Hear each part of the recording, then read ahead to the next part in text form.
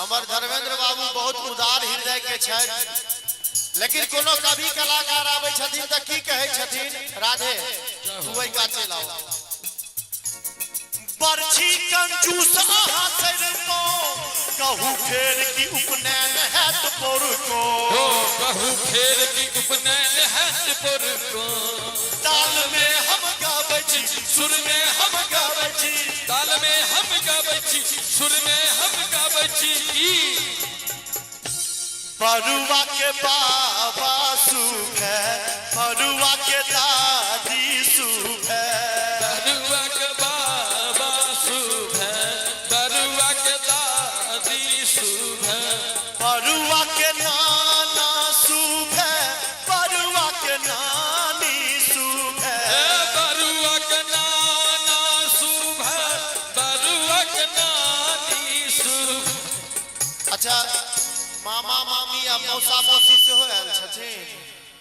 हाँ मौसी बरुआ के मौसा शुभ है, सुनरी मौसी शुभ है, लाई शुभ के लगन माँ शुभ है शुभ है।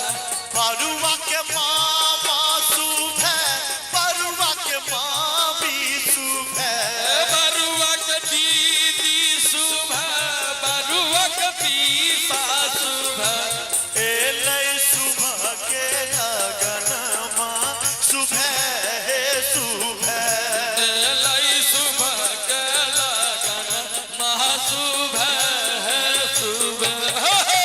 ताल में हम गाबै छी, सुर में हम गाबै छी, ताल में हम गाबै छी, सुर में हम गाबै छी। आहा कतो दिन पैसा चूड़ा नहीं पाबै छी, कने आओ भाई साहब अहाँ की बुझलिए जे सार छथिन में के धर्मेंद्र जी के सार। हाँ वो छथिन ना, हाँ ई के छथिन भाई साहब आगू से क्या बात है, क्या बात है।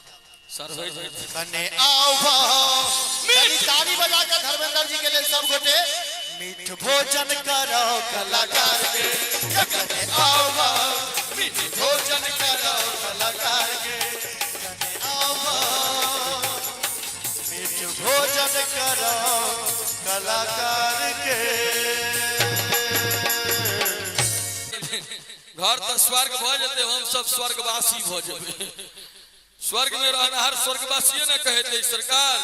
आगा बढ़लिए जेठ सर हमरा कहे थे हे लक्ष्मी देलौ है, हम कहले त ठीके कहे छी। आई से वाहन हम उल्लू, लक्ष्मी जी के वाहन उल्लू।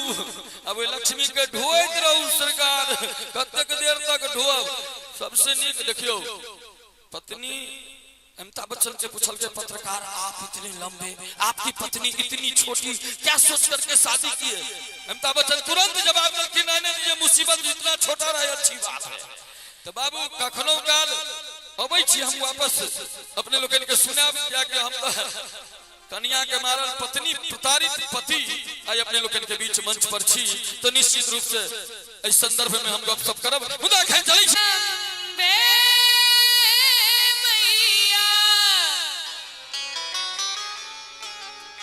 जय हे मातु भवानी, विपदा दूर करू जग जननी, हे